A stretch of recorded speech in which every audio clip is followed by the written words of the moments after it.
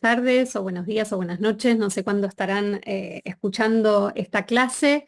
Mi nombre es Verónica Gago, soy doctora en Ciencias Sociales, soy profesora en las universidades públicas de San Martín y de Buenos Aires. Y bueno, es un placer estar como invitada en Flaxo, en esta maestría en particular y tratar de compartir con ustedes una serie de investigaciones, conceptos y debates teórico y políticos que tienen que ver con los temas que yo trabajo. En particular, mi marco de discusión sobre la teoría política feminista tiene que ver con las caracterizaciones que podemos hacer de este momento actual del capitalismo denominado neoliberalismo. O sea, el marco general en el cual voy a ubicar lo que estemos discutiendo tiene que ver con hacer una lectura en clave feminista de algunos debates nodales de las formas actuales de acumulación de capital. Esto, por supuesto, dialoga con un montón de pensadoras y pensadores de distintas geografías que están alrededor de estas discusiones y que la línea que me interesa compartir tiene que ver con una definición amplia de lo que podemos llamar feminismos materialistas, que ponen en el centro del asunto la discusión de, el trabajo. En esta clave es que voy a presentarles una primer investigación que realicé junto a Lucy Caballero, también investigadora, militante feminista, que se llama Una lectura feminista de la deuda. Este es un pequeño libro que nosotras pensamos como un libro de intervención política, pero también un libro capaz de ser parte de pedagogías transfeministas para trabajar en distintos ámbitos y espacios. Entonces, lo primero que quiero comentar es el marco en el que surge esta investigación que se llama Una lectura feminista de la deuda. Como ya les decía, a mí me interesan desde hace mucho tiempo los debates sobre el neoliberalismo como fase contemporánea del capital, pero sobre todo me interesa ubicar esos debates desde nuestra región, desde América Latina, y hacer una historización y una genealogía de los neoliberalismos partiendo de nuestras realidades. Es decir, eh, trato de discutir con genealogías que son euroatlánticas y que hablan de los neoliberalismos en una clave doctrinaria que después tendrían casos de aplicación en nuestros países. A mí la perspectiva que me interesa es un poco contraria, es tratar de entender por qué podemos situar lo que llamo la violencia originaria del neoliberalismo en países como Argentina y como Chile, donde el inicio del neoliberalismo está vinculado directamente a las dictaduras, a los golpes militares y al terrorismo de Estado.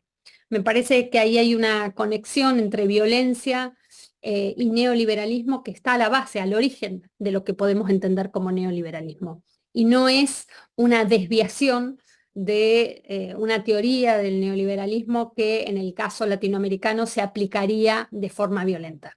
Creo que hay que invertir el punto de vista y tratar de pensar cómo el origen del neoliberalismo se da en nuestros países y por qué ese origen está estructuralmente ligado a procesos dictatoriales. Esta es una primera definición que me parece importante para enmarcar cuál es el rol del capital financiero, de las finanzas, de eso que es un término que parece muy abstracto, muy lejano, que parece un dominio de una expertise de economistas, en general varones, blancos, que hablan de esos temas. Lo que hacemos con Lucy en este pequeño libro es arrebatar ese dominio de saber y tratar de pensar las finanzas, los financieros en una clave feminista como una vía de análisis concreta de este neoliberalismo que mencionaba antes. La primera cuestión que señalamos, que es un apunte de método y un apunte también político, se denomina sacar del closet a la deuda. Usamos, como sabrán, esa frase que es una frase importante del movimiento disidente para tratar de hacer ese mismo ejercicio con la deuda. La deuda la vamos a trabajar en su doble dimensión, como deuda pública de los estados y como deuda de los hogares y deuda personal. Nos interesa una perspectiva que pueda enlazar esos dos circuitos de deudas, porque muchas veces, y esta es otra de las discusiones que damos, la economía feminista se concentra en la economía doméstica, la economía de los hogares, pero no le da tanta atención al vínculo entre esa suerte de microescala y la macroescala. Para nosotras, una clave de la economía feminista es trazar justamente esas conexiones entre la deuda pública, la deuda de los estados y la deuda de los hogares, las deudas personales, en una clave de comprensión del capitalismo global, ¿no? Entonces, ahora vamos a ir viendo, a ir desarrollando cómo nos interesa analizar el vínculo entre escalas que parecen muy diversas, ¿no? El hogar, la economía nacional y la economía global, y por qué hacer un análisis de la interconexión de esas escalas nos resulta fundamental. Como les decía entonces, la idea de sacar del closet a la deuda tiene la intención de decir el capital financiero es eso que parece siempre opaco, que tanto en términos epistémicos, que es muy difícil de entender, que es una ciencia abstracta, como que siempre va en una suerte de economía subterránea que no sabemos dónde se ubica. Cuando decimos sacar del closet a la deuda, entonces tiene, por un lado, la apuesta de ser un gesto de visibilización de la deuda, de quitarle la abstracción, y ahora en breve voy a volver sobre eso, de tratar de situar y concretizar cómo analizamos el aterrizaje en cuerpos y en territorios de los dispositivos financieros. Y este es un punto clave. El capital financiero no existe sino a partir del aterrizaje en cuerpos y en territorios concretos. Si hay algo de lo cual el capital financiero no puede prescindir, es de tierras y de trabajo. Y este me parece que es una cuestión fundamental, porque la utopía del capital financiero es justamente parecer abstracto, sin cuerpo y sin territorio. Y sin embargo, ese es un mecanismo por el cual intenta ocultar su dependencia absoluta del territorio, de la tierra en particular y de los cuerpos y del trabajo concreto. Entonces, esta primera cuestión para nosotras es clave y hablamos de una metodología que busca aterrizar, como les decía, la deuda en cuerpos y en territorios y desde ahí entender sus mecanismos concretos de explotación del trabajo y de extracción de valor de los territorios. Entonces, cuando decimos sacar del closet, es tanto visibilizar la deuda, pero sobre todo mostrar de qué depende esa valorización financiera. Pero además hay un punto que es también clave en esta idea de sacar del closet, que tiene que ver con que la deuda como dispositivo de individualización, es decir, que pertenece a nosotros como individuos, tiene en general, y esto ha sido tratado por la filosofía y en particular por Nietzsche en su libro Genealogía de la Moral, viene siempre adosada con una carga de culpa, ¿no? Y la cuestión de la deuda, que podemos remontarnos hasta su significación religiosa, pero que la comparte también con su significación financiera, produce un sentimiento de culpa y de vergüenza en quienes justamente la poseen. Entonces, es parte fundamental de la deuda como dispositivo de individualización que produzca culpa, que produzca vergüenza y por lo tanto siempre es complicado colectivizarla, es decir, ponerla como un problema común. Más bien se la esconde, más bien la deuda aparece como un índice o un síntoma de fracaso económico o de falta de ingresos. Es decir, si estoy endeudada o endeudade es porque me fue mal, es porque no tengo los ingresos suficientes. Y ese elemento moral de la culpa va a ser fundamental también en la dimensión neoliberal del capitalismo financierizado, donde cultiva esa culpabilización de los sujetos endeudados, endeudadas y endeudades, como manera también de dominio. Entonces, vuelvo a esta imagen de sacar del closet a la deuda que trabajamos con Lucy, señalando esta suerte de doble pinza. Por un lado, mostrar que el capital financiero a través de la deuda es concreto, a pesar de su pretensión de ser abstracto, es concreto porque depende de cuerpos y de territorios concretos, y a la vez, sacarlo del closet significa la pregunta por cómo se hace político, se hace común, se hace colectivo un problema de la explotación financiera de nuestra energía, de nuestro trabajo, de nuestra capacidad vital, cuando la deuda es en sí mismo un dispositivo de individualización, de culpabilidad y de vergüenza. Entonces, esta doble noción es clave porque la deuda ha devenido en el capitalismo contemporáneo un elemento fundamental de las economías cotidianas. Es decir, si durante mucho tiempo asociamos la deuda, como decía antes, a la macroeconomía, a un problema a nivel de los estados, de las regiones, o a una cuestión de economías mundo, en los últimos años lo que hemos visto es la proliferación de la deuda individual, personal, familiar, como un complemento necesario a los ingresos. ¿Por qué sucede esto? Bueno, porque cada vez ganamos menos, porque los ingresos cada vez son menores y la deuda aparece como un complemento necesario y compulsivo. Es decir, para que la deuda personal y de los hogares se vuelva masiva, se capilarice, es el otro término que usamos, es decir, se vuelva un dispositivo común en nuestras economías cotidianas, en las economías de subsistencia,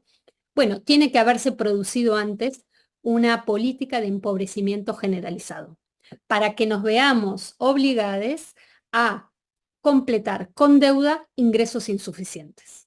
Entonces, esto también es muy importante en lo que trabajamos porque no se entiende la deuda sino a partir de hacer un trabajo genealógico de cómo es posible que la deuda se haya convertido en un dispositivo que necesitamos cotidianamente para llegar a fin de mes. Esto después lo voy a ir comentando, cómo se ha incrementado esta situación y cómo la deuda pasó de ser algo que a lo que recurríamos en situaciones extraordinarias, es decir, para comprar un bien específico o para afrontar una situación excepcional, a convertirse en parte de la gestión cotidiana para comprar los bienes más básicos y para pagar servicios elementales como puede ser el alquiler de nuestra casa. Entonces, ahí hay un recorrido que tiene que ver con, primero, cómo se afirma la deuda en la vida cotidiana y después cómo se generaliza y capilariza y cuáles son las condiciones necesarias para que esto suceda. Hablé recién del empobrecimiento necesario para que nos convertamos en deudores y deudoras.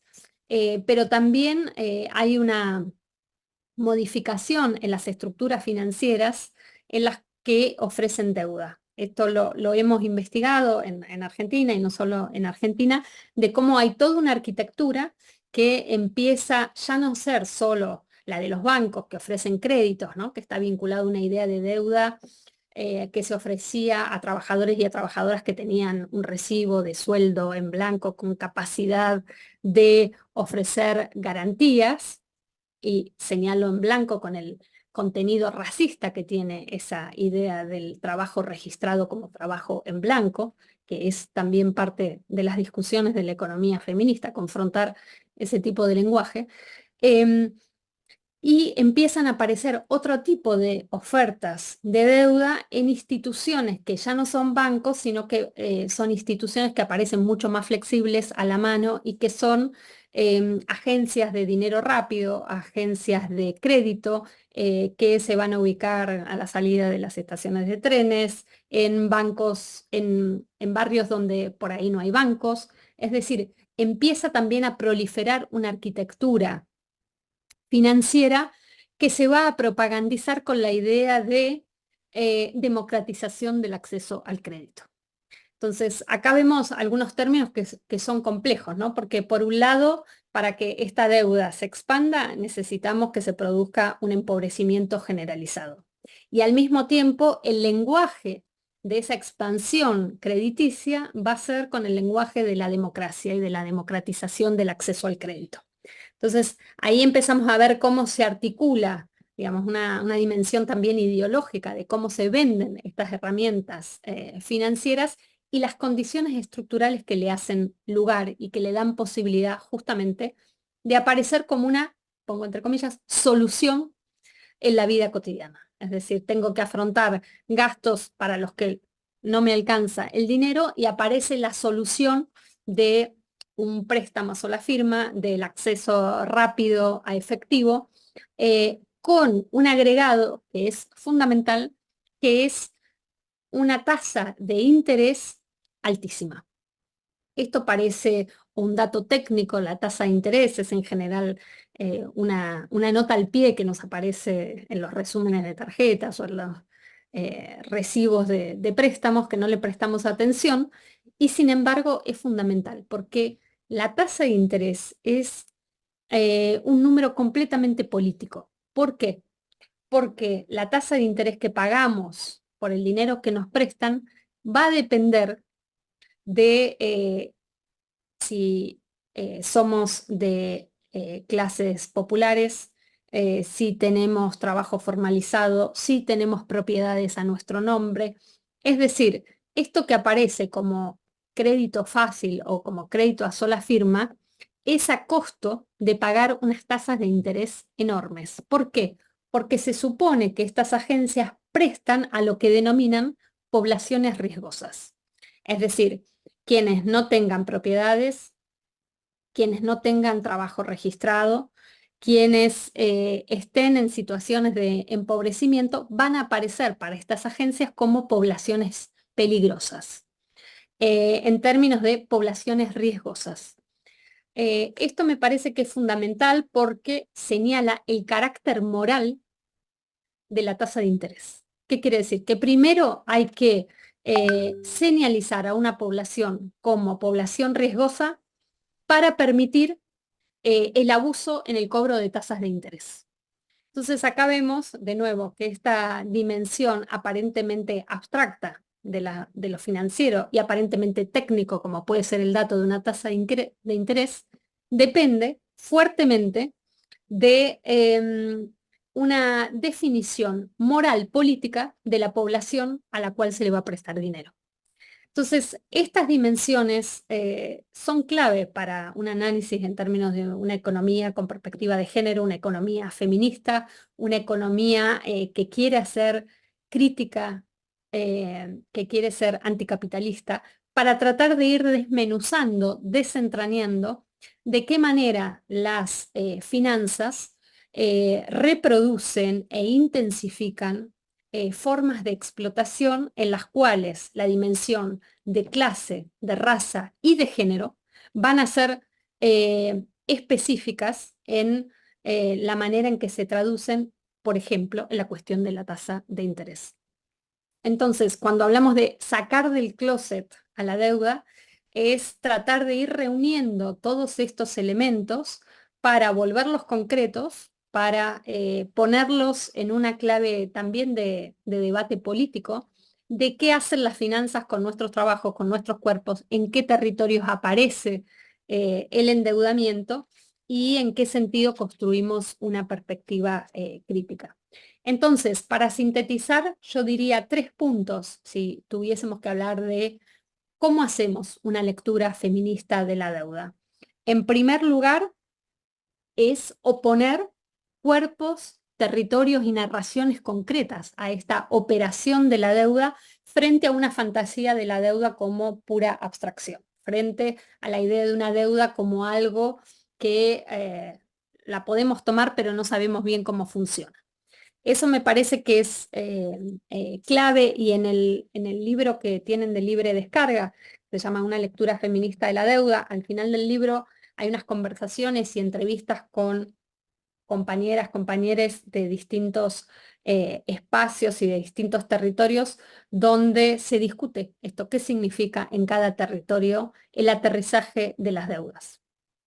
Entonces, em, no es lo mismo una deuda que toma, por ejemplo, un trabajador flexibilizado para comprar una moto para hacer delivery, es decir, que el trabajador queda obligado a comprar su propio medio de producción a través del endeudamiento. No es lo mismo en su momento una deuda que se tomaba para pagar un aborto, no es lo mismo una deuda que se toma para pagar medicamentos porque no se cuenta con eh, medicina prepaga o los servicios públicos han sido desfinanciados, ¿no? Entonces, la dimensión de la deuda desde una perspectiva feminista tiene como clave conectarla en relación a qué tipo de necesidades está solventando y cómo esas necesidades se han producido como clave de un empobrecimiento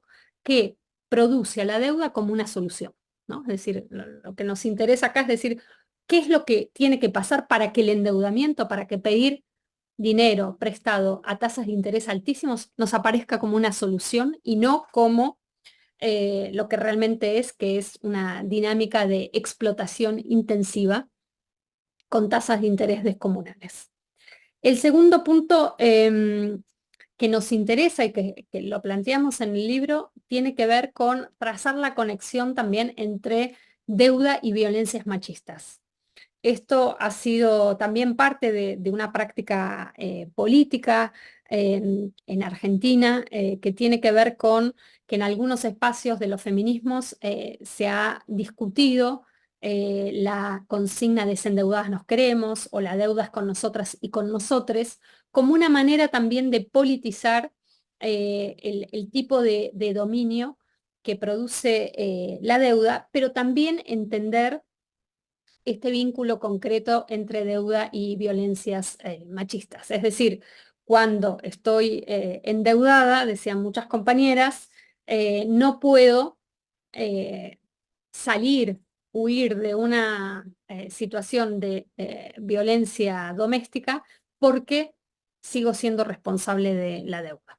Entonces, hay una conexión ahí entre dependencia financiera que produce la deuda e imposibilidad de huida frente a vínculos violentos. Pero al mismo tiempo ahí aparece una torsión que también era señalada y aparece en el libro, que es, bueno, muchas compañeras decían, me endeudé para poder fugarme de una situación violenta. Sin embargo, muchas veces la carga de esa deuda después lleva a otras dimensiones de violencia que podemos caracterizar también como violencia financiera, es decir, todo lo que hay que hacer para poder pagar esa deuda que en un principio tal vez posibilitó ese movimiento, ese desplazamiento. Entonces, ahí hay una ambivalencia con la cuestión de la deuda que es clave, pero que, sin embargo, da noción de este vínculo que nos interesa analizar e investigar, que es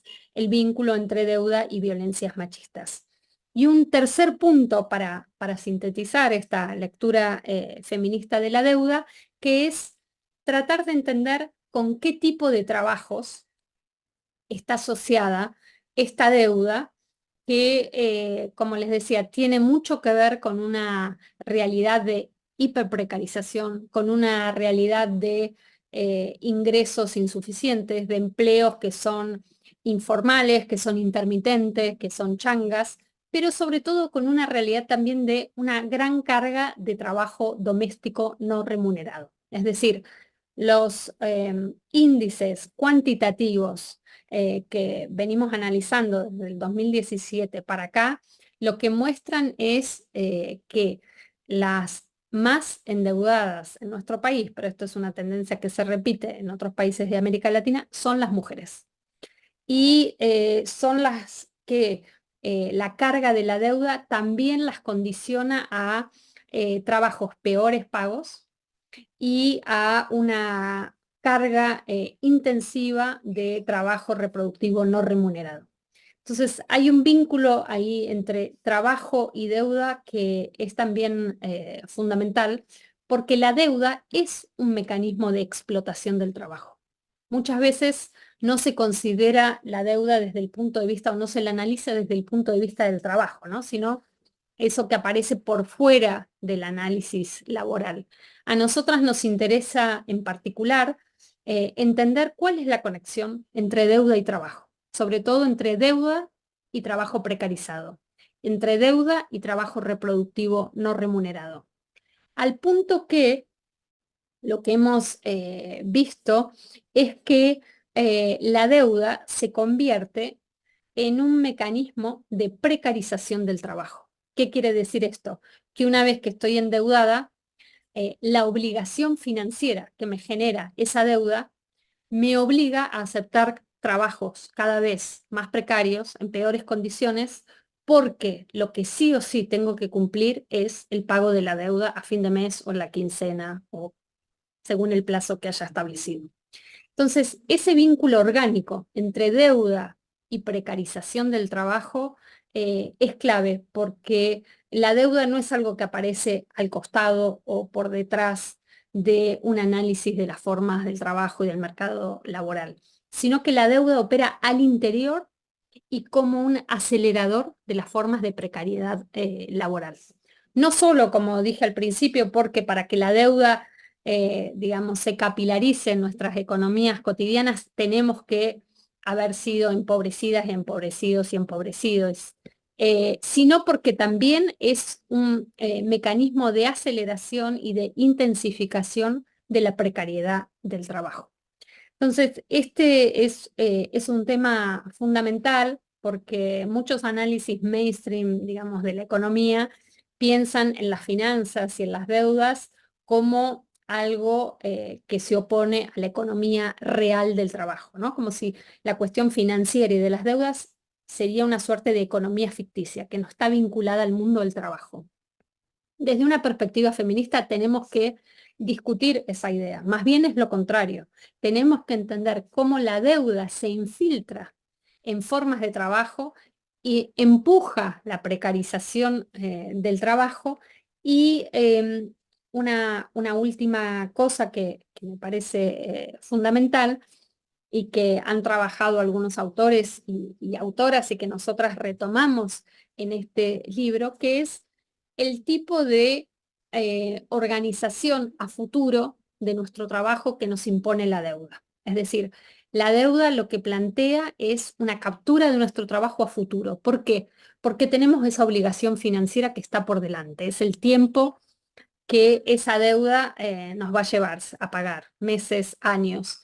Por lo tanto, hay una reorganización de los trabajos que aceptamos, incluso de los trabajos que acumulamos para pagar deuda. Esto hace que la deuda haya sido discutida, por ejemplo, en contrapunto a la noción de salario, ¿no? Porque salario es el dinero que recibimos cuando ya realizamos un trabajo. Es decir, el salario lo cobro a fin de mes, por ejemplo, o después de una quincena, después de haber realizado el trabajo. Lo cual implica que como trabajadores adelantamos nuestra fuerza de trabajo y el dinero viene después.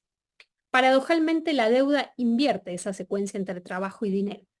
Se nos da el dinero prometiendo un trabajo a futuro, que es el que nos va a permitir devolver la deuda. Este cambio de la temporalidad de la relación entre trabajo y dinero es muy importante, porque lo que hace es que la deuda justamente aparezca como un dispositivo clave para explotar trabajo a futuro, para comandar un trabajo a futuro, pero sobre todo, como les señalaba antes, para infiltrarse en formas de precariedad que me obligan a aceptar varios trabajos de las peores condiciones porque lo único fijo que tengo es la obligación financiera a futuro. Con esto lo que quiero señalar es que la deuda tiene una relación íntima con el tiempo futuro, con la capacidad de explotar tiempo futuro y sobre todo de extender esa obligación financiera.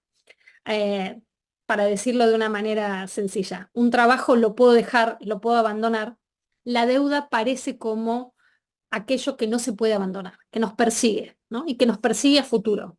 Entonces, ese tipo de dominación del tiempo futuro es clave para entender la dominación financiera y por lo tanto también, como les decía, clave para entender cómo hoy la deuda logra compaginar, coordinar una multiplicidad de trabajos disímiles.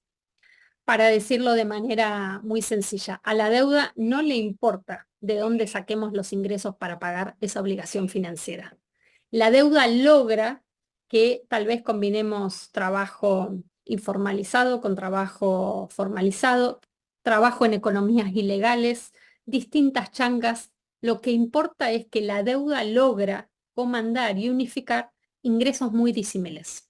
Entonces la deuda se convierte en un dispositivo clave en un momento como el actual, donde la heterogenización del trabajo, la informalización del trabajo son las características generales de lo que llamamos precariedad, es decir, que cada vez es menor la parte de la población que tiene un salario, un ingreso fijo, regular, garantizado y más o menos estable. Entonces, la deuda es un dispositivo que se adapta de manera perfecta a esa heterogenización, esa informalización y a esas dinámicas intermitentes de nuestros ingresos y a la vez no deja de explotar nuestro trabajo. Entonces, esa, digamos, manera en que se vincula deuda, tiempo futuro, precariedad del trabajo y moralización, ¿no? De los sujetos endeudados, endeudadas y endeudades, es decir, esa tramitación de la culpa y del deber y de la obligación del pago como una obligación moral, son elementos muy claves y que están, como les decía, fuertemente además vinculados a mandatos de género. Es decir, cuando se señala este dato empírico muy concreto de que en general en nuestro país, y no solo en nuestro país, las más endeudadas son mujeres, en general a cargo de sus hogares, lo que vemos es que también la moralización de las endeudadas tiene que ver con una carga moral sobre la obligación que tienen de sostener sus hogares, en general obligaciones de cuidado a familiares y en general este rol de proveedoras, cuidadoras responsables y sobre todo buenas pagadoras, buenas cumplidoras. Por eso hay además políticas desde los años 80 y 90 fuertemente neoliberales de agencias de préstamo y de crédito que han señalizado a las mujeres como las pagadoras ejemplares, es decir, la carga moral de esa figura de pagadora ejemplar, la que no va a huir porque tiene la carga de cuidado en su casa, en su territorio, porque tiene vínculos comunitarios que la atan a espacios concretos. Bueno, todas esas dimensiones son explotadas por estos mecanismos de crédito para convertir en particular a las mujeres en estas sujetas ejemplares en términos morales del cumplimiento de la obligación financiera. Con esto lo que quiero decir es que hay toda una dinámica cuando empezamos a analizar un dispositivo, como les decía, que puede parecer muy abstracto, ligado al capital financiero, como es la deuda, cuando lo empezamos a aterrizar en economías concretas, en territorios concretos, en trabajos concretos, en cuerpos concretos. Ahí vemos cómo este andamiaje moral, económico, político y subjetivo puede ser analizado y nos permite aterrizar, ¿no? Eso que podemos decir como un modo muy contemporáneo del capitalismo neoliberal, que es el endeudamiento, nos lo permite analizar de manera al mismo tiempo micropolítica y macropolítica, estructural y a nivel de la vida cotidiana, al ras de las formas de precarización y sobre todo poner la pregunta, que es el último punto que quiero decir de este libro, poner la pregunta de qué significa desobedecer a la deuda, ¿no? Es decir, qué significa una desobediencia financiera cuando estos mecanismos parecen justamente infiltrarse tanto a nivel de la subjetividad, con esta carga de culpa y de vergüenza, pero también a nivel de las soluciones de la vida cotidiana cuando nuestros ingresos son intermitentes o son escasos. La pregunta por la desobediencia financiera es también una manera de decir, bueno, con qué cuerpos se resiste a la deuda, con qué tramas colectivas se resiste a la idea de la individualización que propone la deuda y sobre todo de qué maneras podemos confrontar esa utopía de abstracción que tiene el capital financiero. La utopía del capital financiero justamente suponer que no depende de nadie, que no depende de nada, que se valoriza a sí mismo. Esa es la propia idea de capital financiero, ¿no? Dinero que produce más dinero. Sin embargo, esa es la utopía, la autopresentación del capital financiero. Cuando le ponemos cuerpos y territorios concretos, lo que rompemos es esa burbuja especulativa, que es la manera en que el capital se presenta a sí mismo. Decimos, a partir de un concepto que viene siendo clave en los debates feministas, que es la idea de interdependencia. Bueno, lo podemos también usar este concepto para hacer una crítica de la economía política en su fase financiera. El capital financiero depende de cuerpos y de territorios, depende de trabajo y de tierra. Entonces, mostrar cómo se organizan esas dependencias y sobre todo cómo el capital intenta invisibilizar esa independencia para mostrarse como un ente autónomo, que no necesita de nada, es parte de una lectura feminista de la deuda y me parece herramientas que nos pueden servir para hacer análisis situados, concretos, e insisto, para confrontar con la pretensión de abstracción del capital.